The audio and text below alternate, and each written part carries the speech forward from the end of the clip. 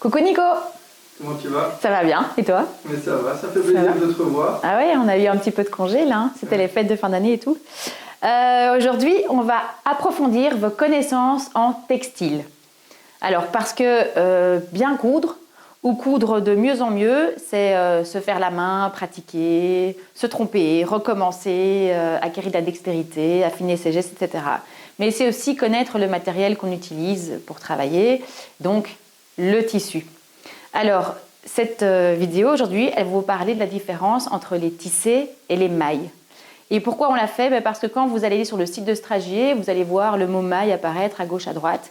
Et on aimerait que quand vous lisiez les descriptions des tissus, ce soit plus facile pour vous de savoir finalement ce que vous allez avoir en main après, donc de mieux choisir votre tissu, et d'en déduire aussi ce que vous allez devoir faire pour le mettre en œuvre, comment vous allez devoir coudre ce tissu.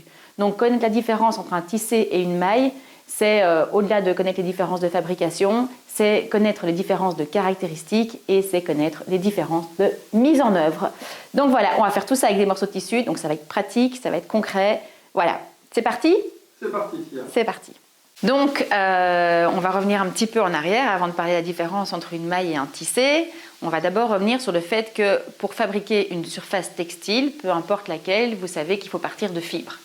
On peut partir de fibres de matières différentes, hein. On peut utiliser du coton, de la laine, du chanvre, du lin, de la soie, des matières naturelles, des matières artificielles, des matières synthétiques. On peut utiliser toutes sortes de fibres, on peut les mélanger ensemble. Mais pour passer de ce fil à une surface, on a deux moyens. Il existe deux techniques. J'ai pris mon petit tableau, attention. Le premier moyen, c'est le tissage. Donc pour bien visualiser ce que c'est le tissage, vous imaginez un grand métier à tisser. Même si c'est un métier à tisser à l'ancienne qui n'a rien à voir avec les métiers à tisser industriels d'aujourd'hui, vous voyez le meuble en bois, vous essayez de le visualiser. Et donc quand on a un métier à tisser, qu'est-ce qu'on fait? On va tendre plein de fils dans un sens. Okay, on imagine que le métier à tisser, il est là. Il y a un super rectangle. Donc, merci. Écoute, je suis hyper fière de moi. Niveau 3e maternelle. Donc, on va tendre des fils verticalement, ok, et puis on va prendre d'autres fils et on va venir les passer au-dessus, en dessous de ces fils-là. On pourrait dire qu'on va passer un fil en dessous, au-dessus, en dessous, au-dessus, en dessous, au-dessus, en dessous. Et voilà, et on continue comme ça, au-dessus, en dessous, au-dessus, en dessous, au-dessus, en dessous. Voilà, ça ce serait une manière par exemple de tisser les fils. On peut les tisser en passant 2 fois, voilà, il y a plusieurs manières différentes de tisser les fils, mais en gros le principe c'est des fils verticaux, des fils horizontaux et on passe au-dessus en dessous. On fait une vague. Voilà. Donc ça c'est un tissage et il y a 3 manières différentes de tisser des fils. On reviendra là-dessus dans une autre vidéo à l'occasion, d'accord? Mais le principe des tissés, c'est donc celui-là. Et qu'est-ce que vous connaissez par exemple comme tissé? Vous connaissez la toile. Vous connaissez la batiste de coton, par exemple, ou la batiste de viscose, enfin la batiste. Vous connaissez la popeline. Donc ça, ce sont tous des tissus que vous utilisez certainement régulièrement. Et ce sont des tissus tissés. OK? Il y a une autre... Magique. Donc il y a une autre manière... Là, je ne suis pas sûre que le dessin va être aussi performant, mais... Il y a une autre manière de fabriquer un textile, c'est de le tricoter. Donc là, on va visualiser une paire d'aiguilles à tricoter, comme pourrait le faire une grand-mère ou une jeune femme, parce que c'est hyper tendance de tricoter. Donc on a une aiguille à tricoter, sur laquelle on va monter des mailles, avec un seul fil. Donc on a un fil, et alors on va... J'exagère un peu, mais... On va monter des mailles. Attends, on félicite quand même, tu dessines à l'envers, hein, là? Eh oui, oui. Peut-être même que je peux écrire 2 à l'envers. C'est à l'envers ou pas? Ah, joli. Je n'essaye pas avec le 3 parce que je ne suis pas sûre de réussir. Donc, on a un fil. Et puis, ce fil, on va le passer de maille en maille pour créer des boucles. D'accord? On crée des boucles qui s'entremêlent les unes aux autres. Et on continue. Je ne sais pas si... Voilà, comme ça. Voilà. Et on continue comme ça. Et on attrape une surface textile. Ça part un peu dans tous les sens. Donc, j'arrête là. Vous avez compris le principe. Donc... C'est une technique différente. Évidemment, industriellement, on ne tricote pas des fibres avec une aiguille à tricoter et un fil unique comme ça. Ce sont des grosses machines qui le font avec plusieurs fils. Mais comme ça, vous visualisez bien la différence entre les deux. Alors, Qu'est-ce que ça... Par exemple, non, attendez, je ne vous ai pas donné des exemples de mailles que vous pourriez avoir en tête. Donc ça, ce sont les tricots, la famille des mailles. Et comme mailles, vous pouvez connaître le jersey, le sweatshirt, la maille Milano, c'est clairement dans le titre. Et puis, il y a aussi des mailles où c'est moins clair. Vous savez, en fait, pas nécessairement que ce sont des mailles. Je pense par exemple à la laine bouillie. Donc la laine bouillie, on n'imagine pas nécessairement que c'est une maille. La polaire non plus, on ne se dit pas que c'est une maille. Alors pourquoi c'est important de savoir quel textile, en fait, parce qu'on fait un peu une erreur au quotidien quand on parle de tissu de manière générale. Si on voulait être hyper puriste, les tissus, ce sont les textiles qui sont tissés. Et les mailles, ce sont les textiles qui sont tricotés. Maintenant, on est d'accord et tout le monde en convient qu'on utilise le mot tissu de manière générique pour parler de tout ce qui est textile. Donc, on va faire cette erreur tout le temps dans la vidéo, vous inquiétez pas, ne mettez pas... Enfin voilà, c'est pas grave. Donc, où est-ce que je voulais en venir maintenant? Je ne sais plus du coup. Bah alors c'est bien, je vais te poser une question. Ouais. Est-ce que... Mais non, je vais essayer de deviner. Hein. Ton pull, ben voilà, on voit que c'est, pour moi, on va laisser le temps à tout le monde de répondre, mais pour moi c'est clairement de la maille. Oui, c'est de la maille. Ça c'est clair et net, hein. On voit bien le fil de laine, on voit bien les mailles, on voit bien les petits V d'un côté, les petits ponts côté envers. Donc là c'est assez évident. Parfois c'est moins facile, où les mailles sont très fines ou très serrées, donc c'est pas toujours aussi facile que ça. Mais par contre c'est important pour vous, pourquoi? Parce qu'en fait un tissé et une maille ne vont pas avoir les mêmes tombants et on ne va pas pouvoir les mettre en œuvre de la même manière. Ok? L'élasticité, on va avoir la... Voilà, on va en arriver aux caractéristiques, aux différences de caractéristiques entre les tissés et les mailles. Prêt? Let's go! C'est parti.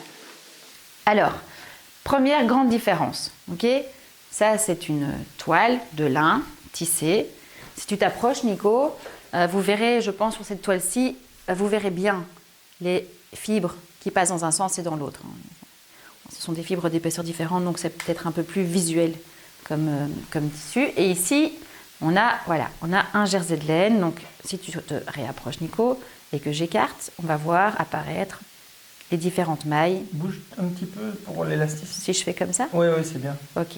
Tu vois bien la différence entre les mailles et ouais. Le tissage ici? Ok, parfait.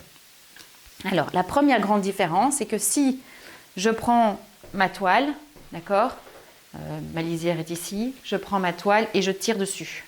Il ne se passe rien, parce qu'en fait, je suis en train de tirer sur une fibre. Hein, vous imaginez, en fait, là, c'est comme si j'avais un fil entre les mains et je tirais sur ce fil. Donc là, ça ne bouge pas. Et donc, si le fil n'est pas extensible, bah, fatalement, ça ne bouge pas. Il ne peut rien se passer, okay? Ni dans un sens, ni dans l'autre.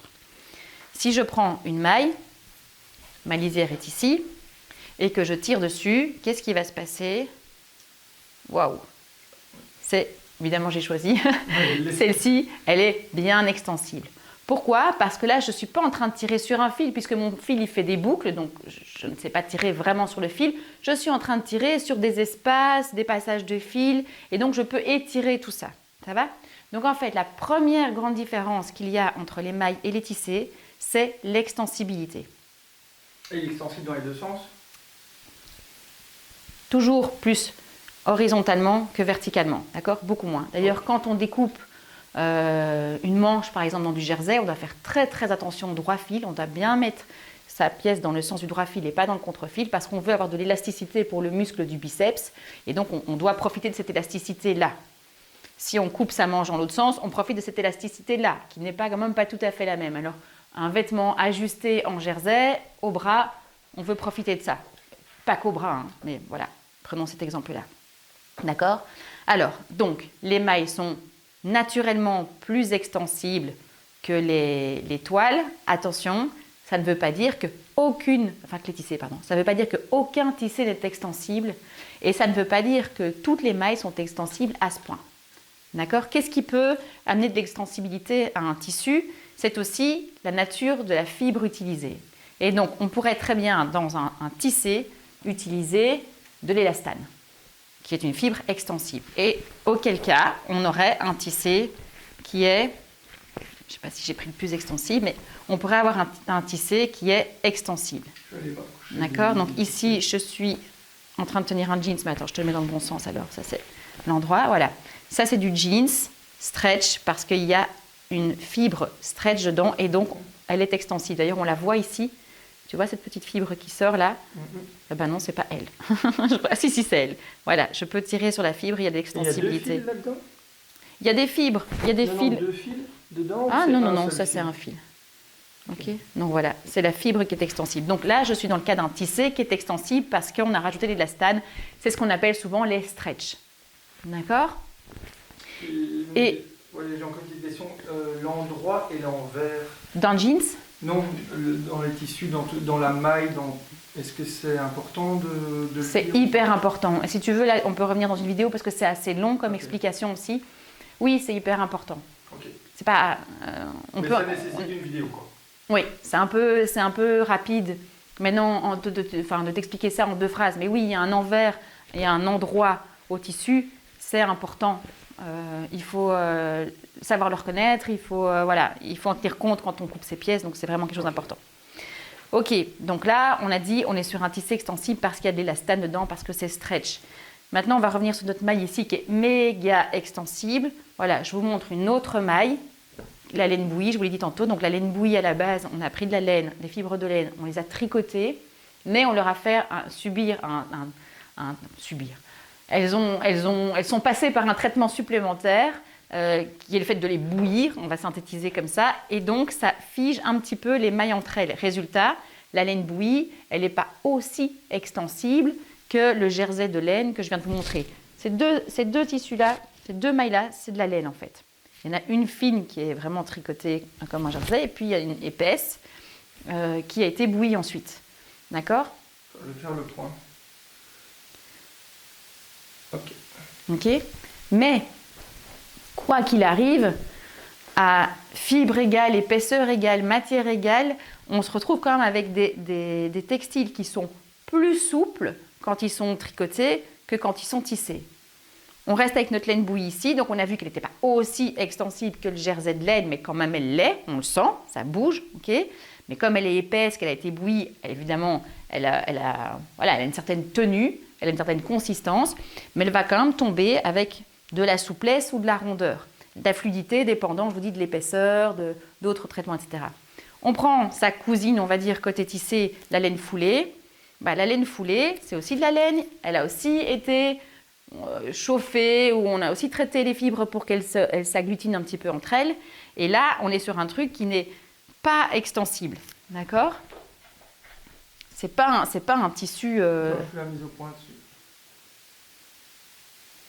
Ouais, je sais pas ce que tu vas voir de près, mais... Mais elle n'est pas extensible, celle-là. Voilà. Okay. Donc, cette laine-ci, si je la porte ici, elle va avoir un tombant un petit peu plus cassant que celle-là. C'est-à-dire que cette laine foulée-ci est plus fine que la laine bouillie que j'ai là à ma gauche. Donc voilà. Les mailles, du coup, amènent une forme de confort de mouvement parce qu'elles vont se donner quand on bouge pendant la journée, etc. Donc ça, c'est la grande différence qu'il peut y avoir au niveau des caractéristiques entre les mailles et les tissés. Bien sûr, vous devez toujours garder en tête de regarder quelle fibre c'est et s'il y a d'autres informations qui peuvent vous aiguiller sur le tombant de ce que vous voulez choisir comme tissu. On peut faire aussi un petit tour, j'ai encore quelques mailles ici sur la table, donc je propose de faire un petit tour concret pour de plus en plus de tissus sur la table, un petit tour de celle-ci pour avoir encore plus d'exemples de mailles. Donc on a le sweatshirt, ça va? Je ne sais pas si tu n'es pas un peu trop près là? Non, il faut juste qu'il ne bouge pas trop le temps qu'il fasse la mise au point. Je pense que si je bouge pas trop, je pourrais pas te montrer grand-chose. Ah si, tu peux. Donc voilà, le sweatshirt, c'est de la maille. Si j'écarte, vous allez voir, hop, les petites mailles apparaître, les mailles endroit. Ici sur l'envers, la maille sweatshirt extra, elle est molletonnée, donc elle est un peu grattée, elle est toute douce. Et donc là, on est sur un tissu, hop, voilà, on est sur un tissu qui est extensible dans ce sens-ci, beaucoup plus qu'il ne l'est dans ce sens-là. Ah oui, je ne vous ai pas dit ça tantôt, mais à propos des tissés avec de la fibre, d'élastane dedans, donc tissu stretch, on peut avoir les fibres stretch dans un sens et donc avoir un tissu qui est extensible dans un sens, ou on peut avoir des fibres stretch dans les deux sens et donc avoir un tissu bi-extensible. Ouais. On a un coton comme ça qui est bi-extensible. Ok, donc autre maille qui est un peu surprenante, c'est la polaire. La polaire comme ça, on ne voit pas que c'est de la maille parce que elle est molletonnée complètement et donc il faut aussi vraiment tirer dessus, mais on se rend compte à quel point elle est extensible dans un sens et pas dans l'autre. Ici c'est de la polaire de coton, pur coton, Et voilà, on a un coton qui est tout à fait extensible parce qu'en fait, il a été tricoté. Alors que tantôt, on avait un coton pas du tout un lin pas du tout extensible parce qu'il avait été tissé. Ok, alors par exemple aussi, le jersey matelassé. Ça, c'est aussi une maille. 2 couches de jersey avec une petite couche de molletonné au milieu et puis ce damier typico-matelassé. Ou alors ici, et tantôt on a fait un petit jeu avec Nico, il a dû reconnaître les mailles et les tissés qu'il y avait dans la boîte et c'est le seul sur lequel il a pêché un peu. Ça, c'est la maille Milano. Alors là, c'est facile parce que dans le nom du tissu, vous entendez maille Milano, vous vous dites que c'est de la maille. Et donc la maille Milano, voilà, on est toujours sur un tricot, ça s'étire bien. Mais la maille Milano, ça a comme particularité d'être tricotée avec un point particulier qui est originaire de Milan et qui est très serré. Donc elle a une certaine densité, elle a une certaine présence, la maille Milano. Mais elle est extensible et donc elle est hyper confortable. Ici, c'est de la viscose par exemple. Donc voilà, vous voyez qu'avec plein de fibres, on peut avoir des tissus extensibles ou pas. Vous commencez un peu à faire la différence entre les mailles et les tissés. C'est quand même quelque chose c'est un peu la base, si vous voulez, du tissu. Donc c'est quand même quelque chose d'important. Pour vous aider à choisir les bonnes mailles pour vos bons projets, on vous a préparé un petit document, un petit reminder, je ne sais pas comment on peut dire, où vous avez toutes les mailles qui sont reprises par utilisation. Si je veux faire un t-shirt, qu'est-ce que je peux utiliser comme maille? Parce que vous n'allez clairement pas faire un t-shirt en laine bouillie, hein, c'est un peu épais, c'est un peu lourd, c'est un peu chaud. Mais donc voilà, et on a fait pour les robes et les combis, pour les sweatshirts, pour les pulls, etc. On a répertorié les mailles, elles sont rangées par utilité. Vous cliquez dessus, vous accédez directement sur le site à la maille que vous vouliez voir. Voilà, ça pourra vous aider d'abord à parfaire votre vocabulaire textile, à apprendre de plus en plus à reconnaître une maille d'un tissé et aussi vous aider à choisir le bon tissu pour le bon projet. La dernière différence entre les deux, c'est la différence de mise en œuvre. Ça suppose quand même pas mal d'explications. Donc pour la différence de mise en œuvre entre les tissés et les mailles, je vous donne rendez-vous dans une prochaine vidéo. Voilà, pour ne pas rater cette vidéo, n'hésitez pas à vous abonner à notre chaîne YouTube. Comme ça, vous aurez la suite des explications.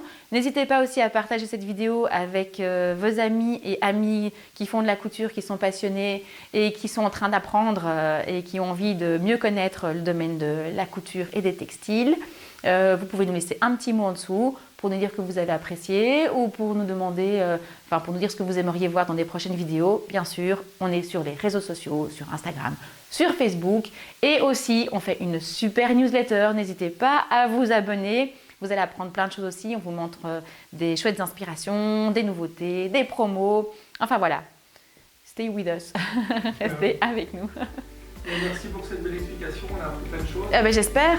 Ah oui. Ça t'a aidé? Ouais, moi aussi. Super. Merci Tia. Je ne me tromperai plus sur la maille Milano maintenant. Non, surtout c'est de la maille Milano, donc a priori tu ne vas plus te tromper. Merci Tia. À la prochaine. Bye bye. Au revoir.